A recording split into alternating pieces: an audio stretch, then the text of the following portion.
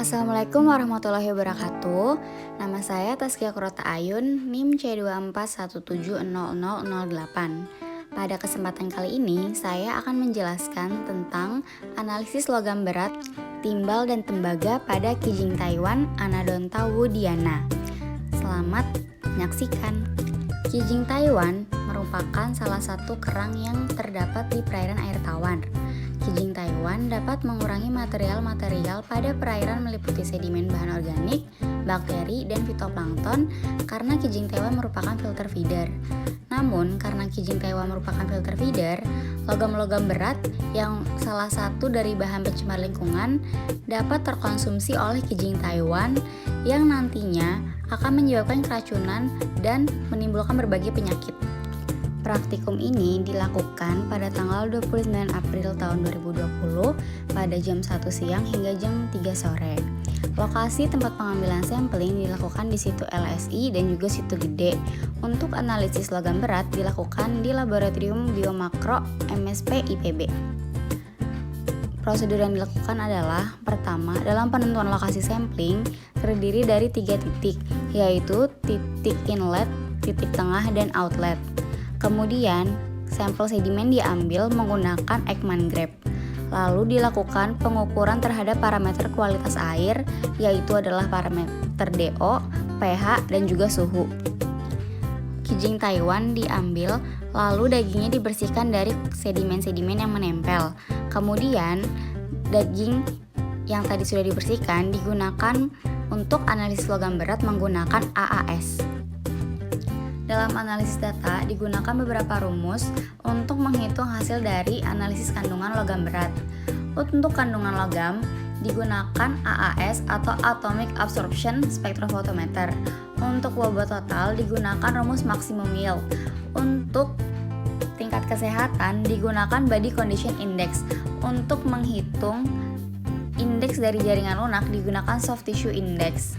Untuk menghitung maksimal konsumsi mingguan digunakan rumus maksimum weekly intake, dan untuk menghitung maksimal toleransi yang bisa dikonsumsi digunakan rumus maksimum tolerable intake.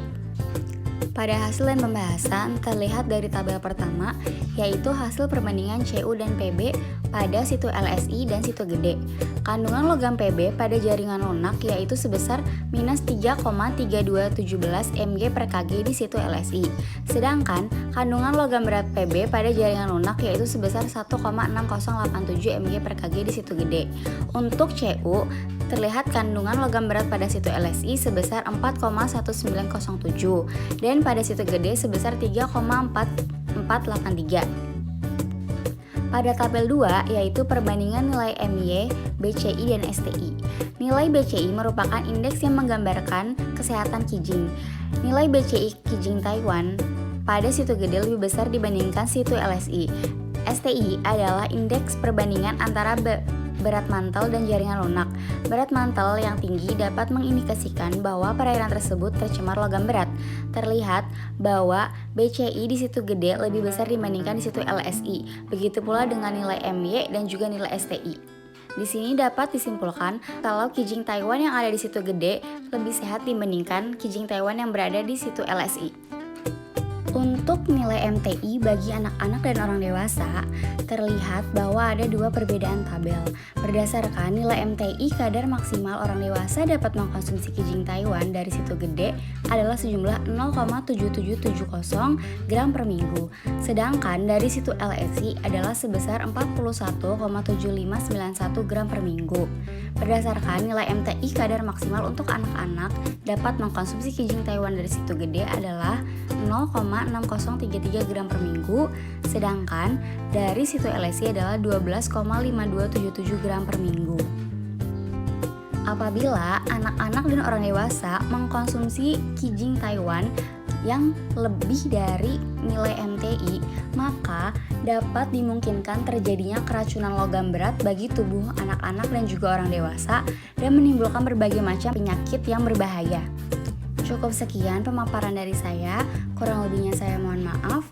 Mari Mari kita semua berdoa agar pandemi ini cepat berakhir dan kita semua dapat kembali ke kegiatan normal masing-masing. Terima kasih. Wassalamualaikum warahmatullahi wabarakatuh.